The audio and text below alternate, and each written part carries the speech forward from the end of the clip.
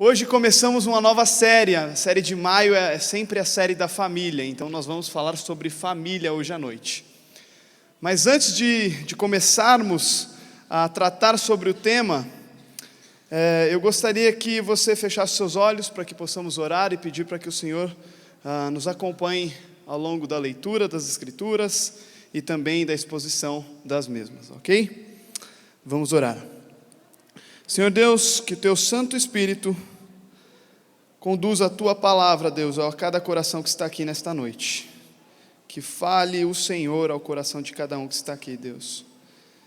Ninguém veio aqui por acaso, ó Pai. O Senhor trouxe essas pessoas, e o Senhor tem uma palavra para cada uma delas, ó Pai. E que não fale o Teu servo Rafael, mas que fale o Teu Santo Espírito por intermédio dele, Deus. Através da Tua palavra, das Tuas Escrituras e da exposição das Tuas Escrituras, ó Deus. Que essa noite seja uma noite de transformação, que essa noite seja uma noite de mudança, Deus. E que possamos enxergar as nossas deficiências, mas também encontrar consolo, Deus, e acolhimento na Tua palavra e naquilo que o Senhor tem a nos dizer, ó Pai. Abençoe este momento, em nome do Senhor Jesus. Amém. Bom, para trabalhar sobre o tema de família, eu pensei, orei, tentei buscar nas minhas devocionais o que eu tinha lido há pouco tempo sobre isso, e eu encontrei algo interessante, voltado para o caminho de reconciliação. E aí eu comecei a mastigar um pouco o tema. Eu tinha um esboço que eu tinha feito no seminário, e eu peguei esse esboço de novo, que eu nunca tinha pregado, e eu falei, eu acho que eu vou mastigar novamente esse texto, e vou tentar trazer algo interessante do Senhor para mim mesmo. E aí eu comecei a encontrar coisas maravilhosas das Escrituras do Pai, e aí eu falei, nossa, eu acho que o Senhor tem muito a me dizer e também a nos dizer em relação a esse texto, que está lá em 2 Coríntios, capítulo 5, do versículo 11 ao versículo 21. 2 Coríntios, capítulo 5, do versículo 11 ao versículo 21. Vou ler e vocês podem acompanhar no telão se vocês quiserem, ou você pode acompanhar aí na sua Bíblia, no seu iOS ou Android, como você quiser. Está muito moderno hoje, né, gente? Vamos lá. Portanto, sabendo o que significa temer o Senhor, procuramos convencer os homens. Contudo, já somos bem conhecidos por Deus. E espero que também sejamos bem conhecidos em vossa consciência. Não estamos de novo nos recomendando a vós, mas vós concedemos a oportunidade de vos orgulhardes por nossa causa, de modo que tenhais resposta para os que se orgulham das aparências e não do que está no coração. Porque se enlouquecemos, é por Deus que enlouquecemos. Se não perdemos o juízo, é por vós que não o perdemos. Pois o que nos motiva é o amor de Cristo, porque concluímos que se um morreu por todos, logo todos morreram.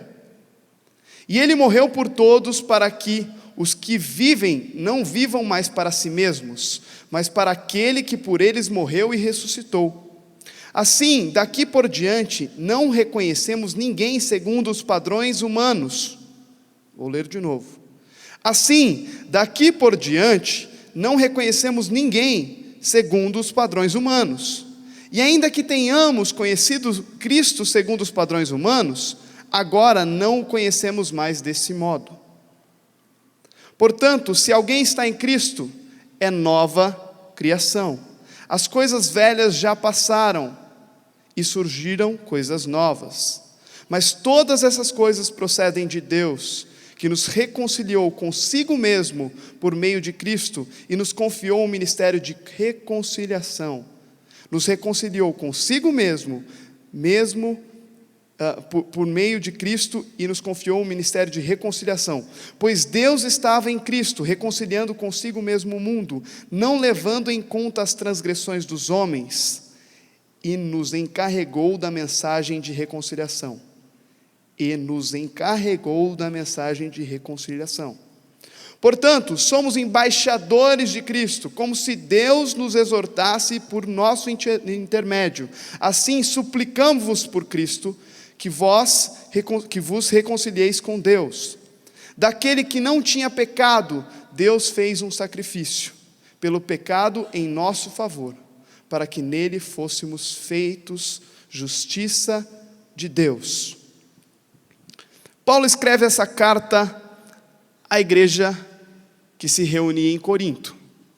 Hoje eu falei no curso para aqueles que querem professar a sua fé, desejam professar a sua fé, sobre o que é ser igreja. Eu expliquei esse conceito. Eu falei, gente, o conceito de quando Paulo escrevia uma carta era para uma cidade, que se reuniam os crentes.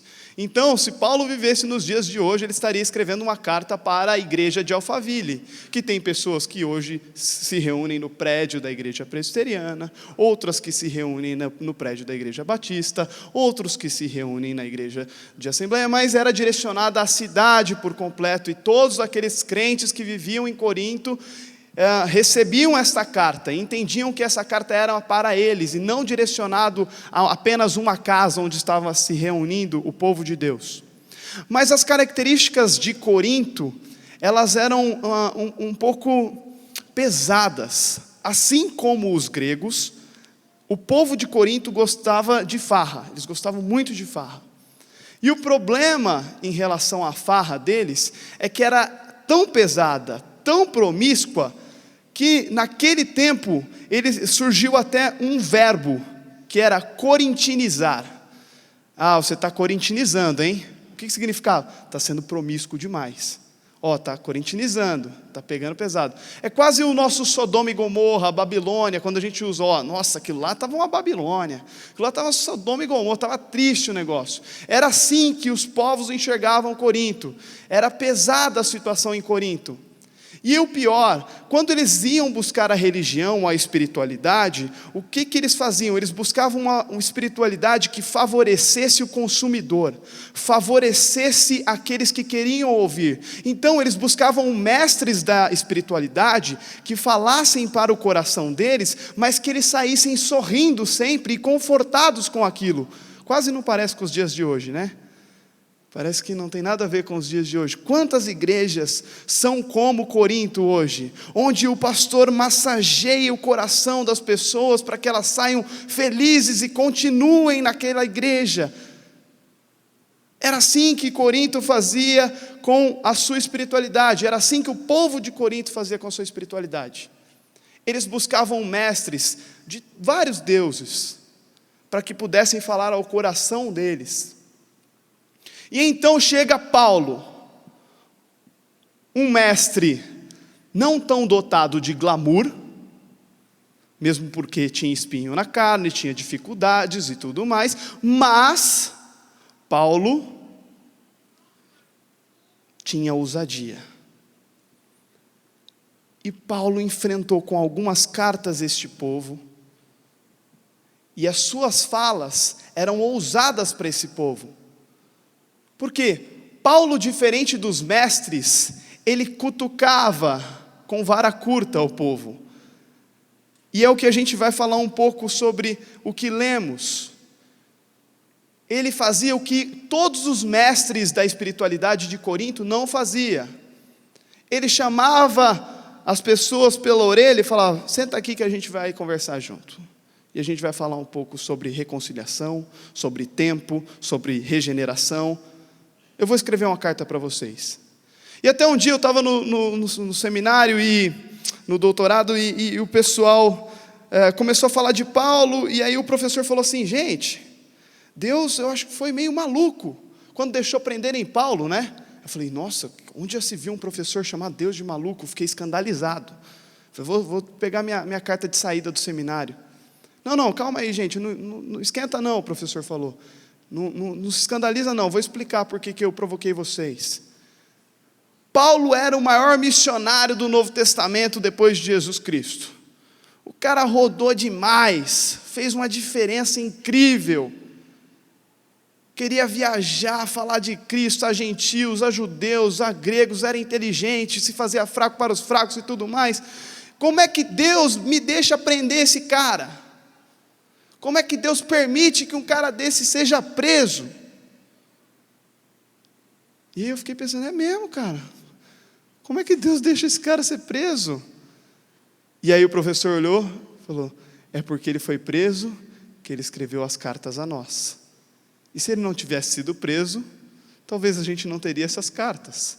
Porque foi em muitas prisões que Paulo escreveu, foi em uma de suas prisões que Paulo escreveu as suas cartas a nós, a igreja de Corinto.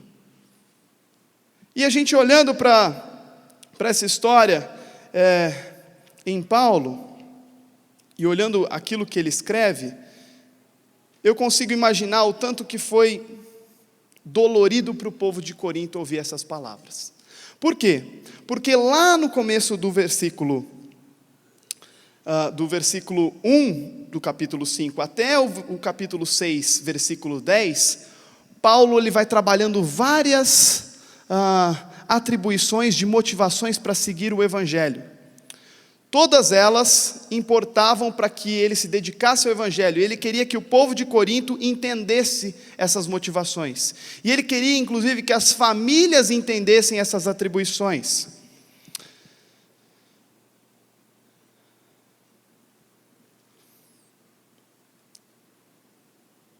Mas o povo de Corinto era duro na queda. Então Paulo usa a palavra reconciliação, do versículo 11 ao versículo 13, e do versículo 14 e 15, ele puxa esse tema mais incisivamente, como eu vou ler para vocês novamente. Pois o que nos motiva é o amor de Cristo, porque concluímos que se um morreu por todos, logo todos morreram. E ele morreu por todos para que os que vivem não vivam mais para si mesmos, mas para que aquele que por eles morreu e ressuscitou. Ele pegava pesado, ele pegava radicalmente com o povo. E esse povo, ouvindo as palavras de Paulo, falava, peraí, esse tal de Paulo é inteligente mesmo. Ele é um mestre da espiritualidade. Ele é ousado, ele puxa a nossa orelha, ele cutuca com vara curta, mas nós encontramos uma fraqueza nesse cara, e o povo de Corinto encontrou uma fraqueza nele, porque eles estavam acostumados que todos os mestres da espiritualidade de Corinto fossem colocados num pedestal, e houvesse glória para esses mestres, assim como era nos tempos gregos, com Aristóteles, Platão, tinha essa influência. E aí, qual foi a fraqueza que eles encontraram em Paulo, quando Paulo começou a cutucar e falou, Deus mandou o seu filho para morrer por vocês, então todos vocês morreram, e necessitam de salvação através de Jesus Cristo, e necessitam de uma reconciliação com o Pai. E ele falou, peraí, ele está falando coisa muito importante, está doendo no nosso coração, mas a gente encontrou uma fraqueza.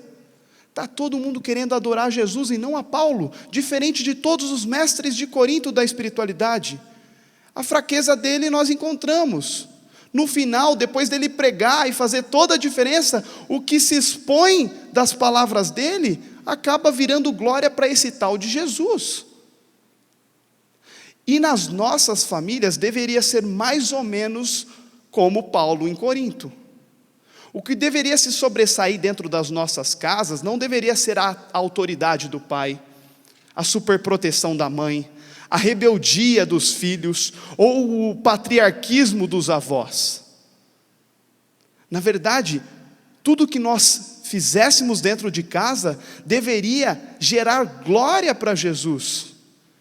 E toda a nossa família ia olhar e falar, peraí, ele está fazendo isso e eu não estou idolatrando meu marido ou querendo matar meu marido, mas eu estou querendo seguir a Jesus e ser submisso a Jesus juntamente com meu marido. Eu não estou querendo sair de casa, fugir de casa porque os meus pais me dão não para tudo, mas os meus pais estão tão próximos e submissos a Deus que eu estou querendo seguir a Deus mais ainda pela referência dos meus pais. Os meus filhos e netos, apesar de eu ser um avô super patriarcal que quero continuar dando apartamento e carro porque meu filho ainda não tem condições, os meus filhos ainda assim falaram: avô, agora nós vamos sair das suas asas e o Senhor vai prover o nosso sustento. O que deveria sobressair na nossa casa é a mesma coisa que se sobressaía quando Paulo falava a Corinto: é a glória de Jesus, é Jesus, sempre deve ser Jesus. Mas o que acaba acontecendo não é isso muitas vezes. O que acaba acontecendo é a autoridade, às vezes um pedido de submissão que não tem nada a ver com submissão. Eu até contei uma vez lá na igreja em Alphaville, no campus Alphaville, sobre um menino que chegou da escola bíblica e falou para o pai: pai, a professora da escola bíblica falou que eu tenho que ser um menino que nem homem dentro de casa, eu tenho que crescer que nem homem, mas eu quero saber, papai, o que é ser um homem? E aí o pai falou: um homem é aquele que sustenta a casa, cuida da esposa, cuida dos filhos, ensina, exorta, é referência para os filhos. E aí o menino olhou para o pai e falou: nossa, então eu tenho que ser igual a mamãe, né? Aí o pai tomou um susto. Por quê? Porque os valores começam a ficar invertidos, tudo começa a se confundir, porque quando nós tentamos fazer do nosso jeito, a glória de Jesus fica de lado, e aí a gente se complica. E é por isso que Paulo fala sobre reconciliação nos versículos 14 e 15. Ele reconciliou todos os pecadores. Ele reconciliou todos os pecadores. E quando eu falo de reconciliação, me vem a história de Don Richardson. Não sei quantos conhecem Don Richardson aqui. Eu tive a oportunidade de vê-lo pregar numa igreja em São Paulo, quando eu era seminarista. Ele já era um senhorzinho bem velhinho, e eu fiquei todo emocionado, porque eu já tinha lido os livros dele. E ele foi até uma tribo na Papua Nova Guiné, e ele visitou várias tribos ao longo do mundo. Qual que era a intenção dele? Achar um ponto de conexão com a graça de Deus naquelas tribos. E nessa tribo específica eu encontrei um ponto de conexão incrível em relação à reconciliação de Deus, que desse a glória a Jesus. Era uma tribo chamada, eu tenho até a ler porque é uma tribo Asmat. E dentro dessa tribo haviam dois povos, que era o Bassim e o Onachep. E o que acontecia com essas duas tribos, tanto o Bassim quanto o Onachep? Eles brigavam muito, mas quando precisava de reconciliação, quando eles precisavam de transformação, eles faziam algo incrível. Mas Don Richardson passou tempos nessa tribo, e ele ficou lá tentando achar um ponto de conexão, para ele falar: como é que eu vou falar de Deus para esse povo?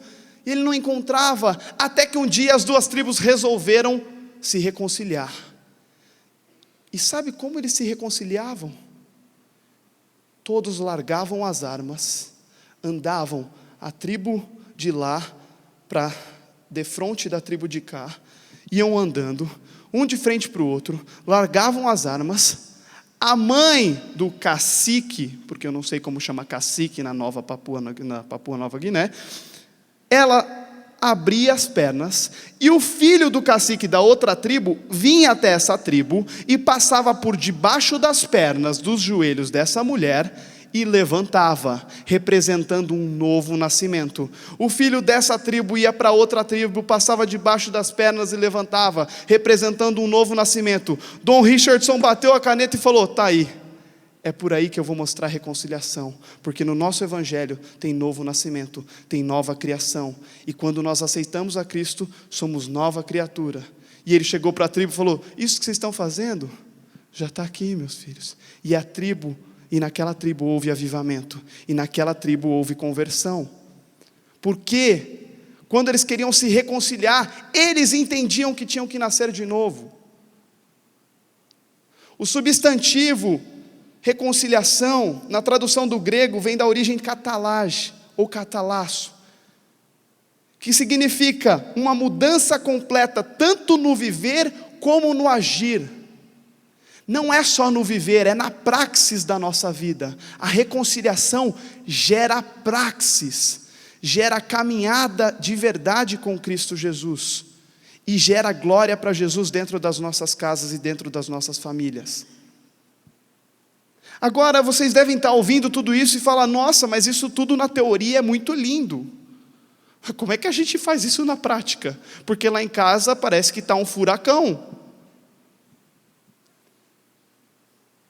É vocês voltarem para as Escrituras e começarem a caminhar com Cristo, não somente na teoria, não somente na religiosidade, mas na intimidade com o Pai.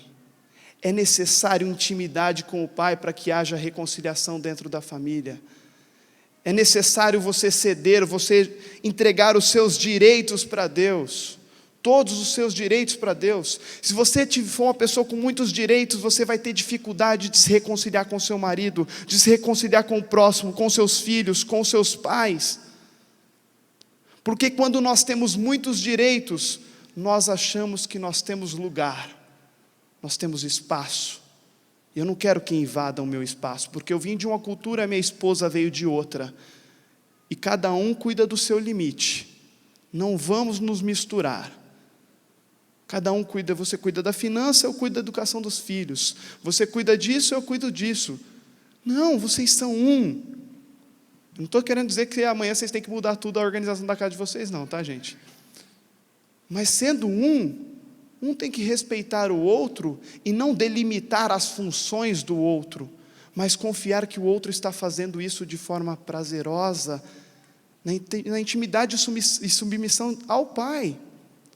Deus nos reconciliou e nos tirou de uma escravidão do pecado.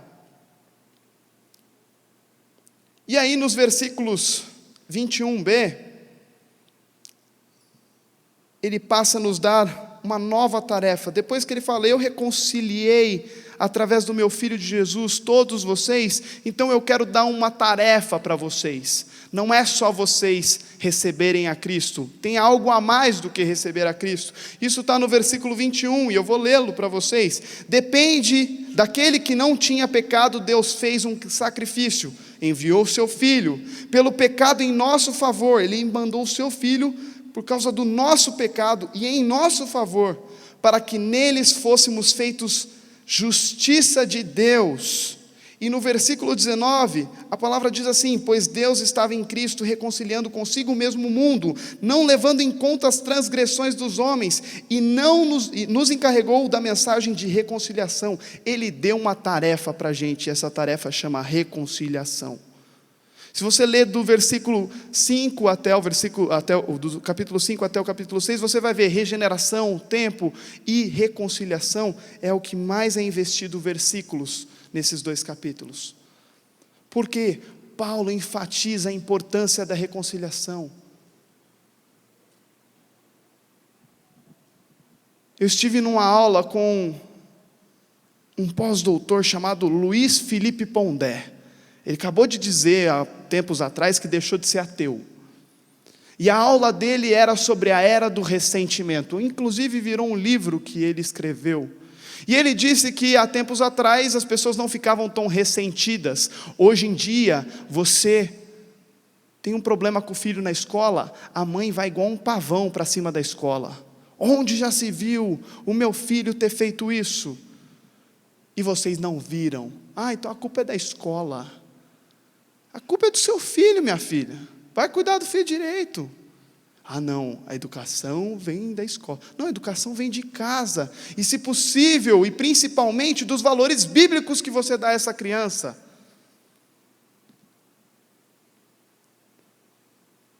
As pessoas estão tão ressentidas na era da globalização, na era do celular, que qualquer mensagem de Facebook, política ou não, as pessoas já brigam, excluem a pessoa do Facebook, excluem do WhatsApp, fica bravo. Onde já se viu defender a Dilma? Eu vou dar uma porrada nesse cara. Onde já se viu defender o Bolsonaro? Onde já se viu defender? As pessoas estão defendendo todo mundo, mas ninguém está querendo defender Jesus Cristo, os valores do Senhor. E aí vira uma briga danada, não existe reconciliação, os valores sociais ficam acima dos valores bíblicos, e eu estou assustado com o que está acontecendo. E me coloco nessa situação, e muitas vezes me vi errando também. Não estou falando de vocês, me incluo nessa situação de mundo ressentido, de mundo globalizado, onde não há mais reconciliação, nem dentro de casa.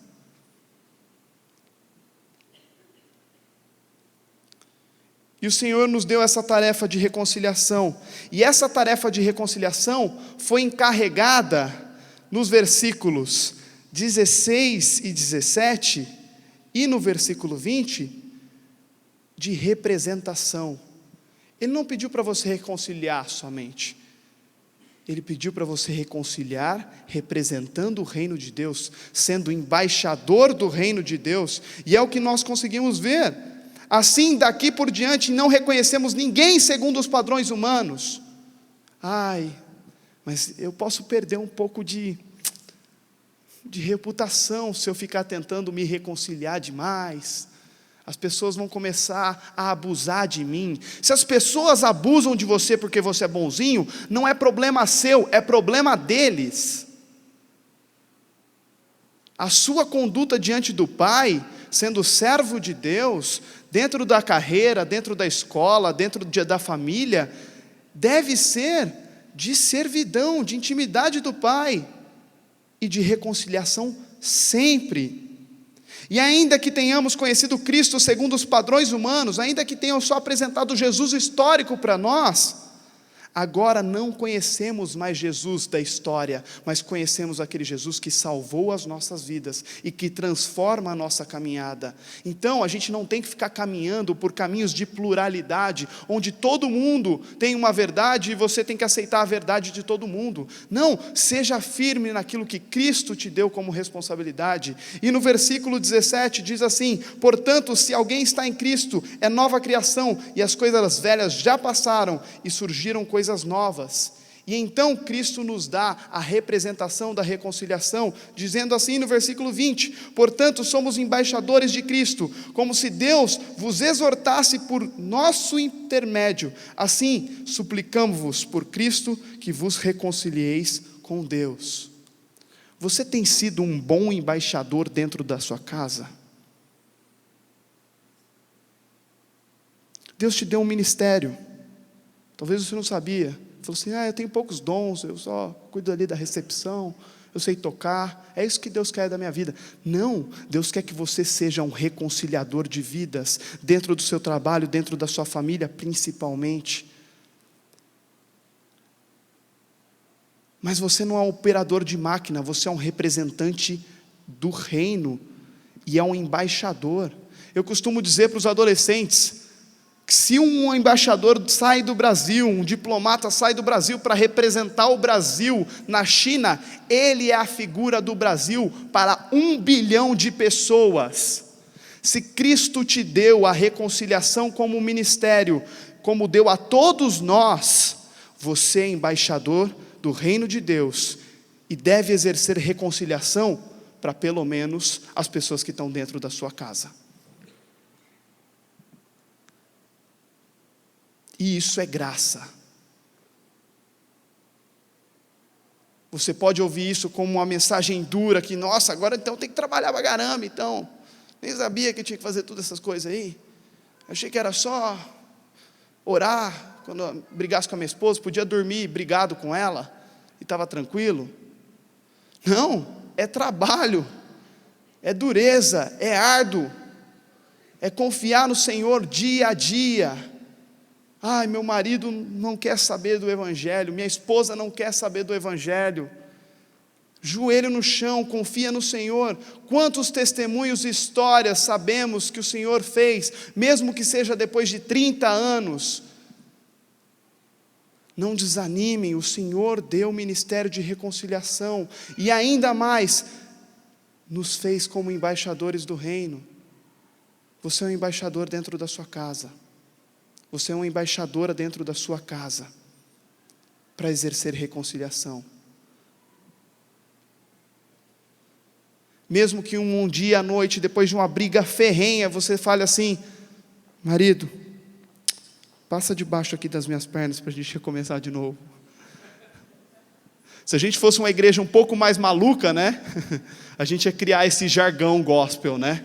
Ó, pessoal, agora a partir de hoje, todo mundo passa debaixo da perna da mulher quando está lá. Fala, aleluia, glória a Deus. Mas a gente é racional, e a gente entende que a mensagem do Senhor vem ao nosso coração e transforma a nossa mente. Então a gente não precisa de muitas simbologias para exercer o Evangelho, é necessário apenas olhar a palavra do Senhor e começar a praticá-la por intermédio da graça de Deus em nós, e pedir cada dia mais misericórdia, graça, para que a sua família seja restaurada. Porque não adianta achar que o condomínio, por estar fechado, está seguro das portas das drogas contra os seus filhos. Condomínio não é segurança, escola Mackenzie não é segurança. O que segura a vida dos seus filhos, a sua vida, a vida dos seus pais, é o Evangelho, e o Evangelho é o próprio Cristo, e é Ele que nos transformou. E é Ele que me transformou, e é Ele que faz a diferença nas nossas vidas, e é Ele que nos faz andar para que tenhamos mais um ministério forjado em Cristo, para que reconciliamos pessoas com pessoas, nós com o próximo, nós com a nossa família, nós com os nossos filhos. Não busque a segurança segundo a sua motivação, não busque. A reconciliação vem do Pai, não vem das suas estratégias. Mesmo que você tenha feito pós-graduação nos Estados Unidos, mesmo que você tenha feito a melhor faculdade de RH em São Paulo, isso não serve de nada se você não estiver prostrado ao Senhor, dizendo: Senhor, me ajude a reconciliar a minha esposa com o meu filho, me ajude a me reconciliar com a minha esposa. Nós não estamos falando a mesma língua em casa. Que o Senhor mande a nossa família o mesmo Espírito Santo que o Senhor mandou naquele Pentecostes, onde as pessoas que estavam fora começaram a entender a língua daquele povo, que era o povo de Deus.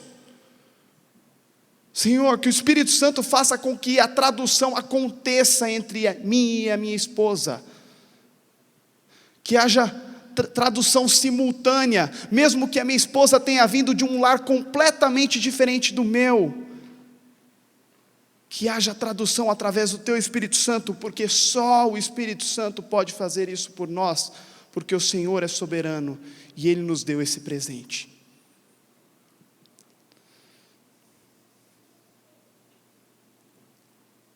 A reconciliação não é uma tarefa fácil, exige de nós que nós coloquemos o nosso orgulho, o nosso ego de lado, e essa é uma das maiores durezas.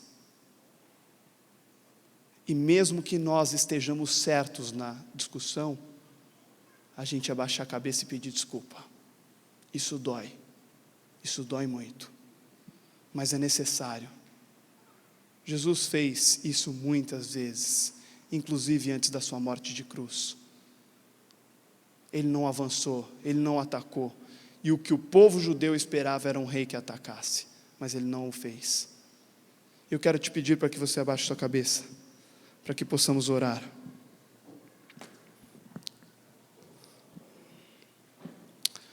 Antes de orar, eu gostaria de pedir para que você pensasse em seu coração, quais são as pessoas que você enxerga que precisa se reconciliar, quais são aquelas pessoas com que você enxerga que você pode ajudar a que eles se reconciliem. Você pode ser usado por Deus para isso. Não, isso aí é tarefa do pastor. Não, isso é tarefa da igreja do Senhor, e isso envolve todos nós.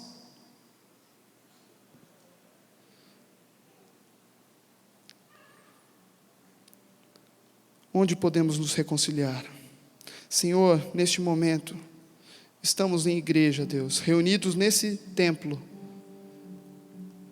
que é apenas um lugar, Deus. Igreja são essas pessoas que estão aqui. Que quando alguém perguntar para essas pessoas, qual é a sua igreja? Eles possam responder: minha igreja? Eu não tenho igreja, eu sou igreja. Eu me reúno em um espaço, onde lá eu posso aprender um pouco mais das escrituras do Pai. E é nesse espaço que eu aprendi que eu devo me reconciliar com o próximo, que eu devo ser o primeiro a pedir perdão dentro de casa, e que isso não virá de mim, mas será a graça e misericórdia de Deus, e Ele me ajudará a ser o primeiro a pedir perdão.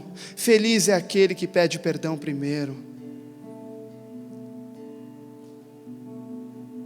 Senhor, que o Teu Espírito Santo faça com que as famílias possam falar a mesma língua, que os filhos não sejam tratados como rebeldes, mas como filhos do Senhor, para que não se sobressaia a autoridade dos pais, a inversão de valores, a superproteção da mãe, o patriarquismo dos avós ou a rebeldia dos filhos, mas que se sobressaia a glória de Jesus, Deus. Eu te peço, Deus, que os padrões humanos, como o Teu texto diz, enxergue nessas pessoas todas que estão aqui uma fraqueza, a fraqueza da não glória, onde o nome deles não será glorificado, mas será o de Jesus, porque quando o nome de Jesus é glorificado, aí nós sabemos, houve reconciliação. Que cada um aqui, Deus, possa ter um ministério abençoado de reconciliação, um ministério de caminhada em reconciliação, e que eles possam ser representantes, embaixadores do Teu reino, e exercerem a reconciliação sem medida, sem limite, porque é assim que o Senhor nos ensina, é assim que Paulo diz nas Tuas escrituras. Era uma das principais motivações da dedicação dele ao ministério, a reconciliação. Ele buscava reconciliar gregos com o Evangelho, gentios com Jesus Cristo, judeus para enxergar o verdadeiro Messias. Que o Senhor derrame sobre esta igreja, Deus, reconciliação, através do Teu amor, através da Tua graça, através do Teu poder, não por nós, mas por Jesus Cristo. Obrigado, Deus, pela oportunidade de sermos embaixadores, e que isso não seja teoria, mas seja praxis, seja prática na nossa caminhada. Nos dê essa força, confiamos em Ti e queremos servir ao Teu reino, em nome de Jesus, amém. Sob o mesmo teto, o mesmo chão, desfrutar o amor e a comunhão, sentados à mesa, partilhar do mesmo pão,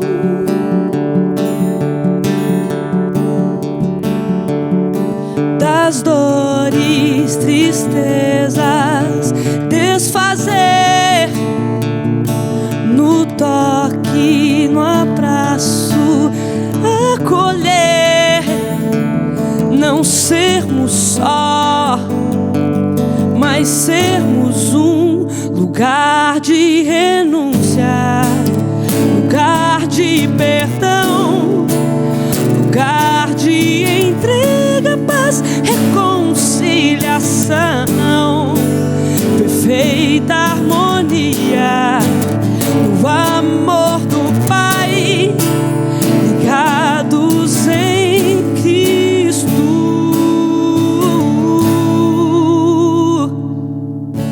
Sob o mesmo teto, o mesmo chão, desfrutar o amor e a comunhão,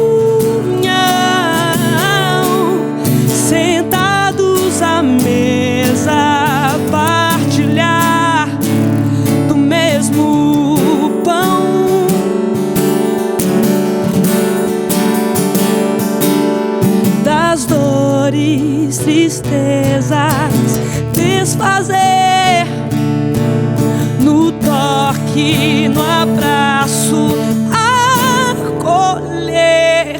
Não sermos só, mas sermos um lugar de renúncia, lugar de perdão, lugar de entrega, paz e conciliação, perfeita harmonia no amor do Pai, ligados em Cristo. Você pode cantar.